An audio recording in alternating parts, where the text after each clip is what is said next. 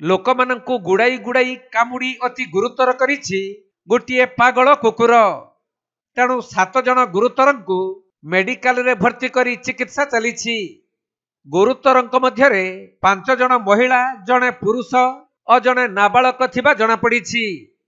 ଏପରି ଘଟଣା ଘଟିଛି ବାଲେଶ୍ୱର ଜିଲ୍ଲା ଭୋଗରାଇ ବ୍ଲକ କମର୍ଦା ବଜାରରେ। ସକାଳ ସମୟରେ ପାଗଳ କୁକୁରଟି ଲୋକମାନଙ୍କୁ ଗୁଡ଼ାଇ ଗୁଡ଼ାଇ କାମୁଡ଼ିଥିଲା। ଏପରିକି ଲୋକଙ୍କ ଗୁଡ଼ରୁ ମାଂସ କାମୁଡ଼ି ଖାଇଯାଇଛି। ତେଣୁ ଗୁରୁତରମାନଙ୍କୁ କମର୍ଦା ଗୋଷ୍ଠୀ ସ୍ୱାସ୍ଥ୍ୟ କେନ୍ଦ୍ରରେ ଭର୍ତ୍ତି କରି ଚିକିତ୍ସା ଚାଲିଥିବା ବେଳେ ସେମାନଙ୍କ ଘର କମର୍ଦା ଓ କାନପୁର ଗ୍ରାମର ବୋଲି ଜଣାପଡ଼ିଛି।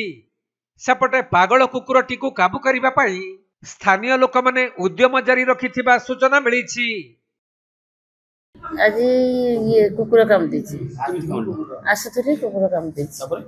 ତାପରେ ମୁଁ କାନ୍ଦି କାନ୍ଦି ଘରକୁ ଚାଲିଗଲି। ଘର ପାଖରେ ସେଠି କେହି ନାହାନ୍ତି, ଆଉ ଏକଲା ତ ମୁଁ ଅଛି। ଆଉ ସେ ଭାଇକି ଡାକିନି, ସେ ଭାଇ ଦୋକାନରୁ ଆଉ ଆସି ପାରିଲେନି। ସେ ପରେ ଆଇଲେ, କାମୁଡ଼ା ପରେ ଆଇଲେ। ସେ କୁକୁରଟା ପୁରା ଛକମା ପଡ଼ି ସେଠି ଦୌଡ଼ି ଦୌଡ଼ି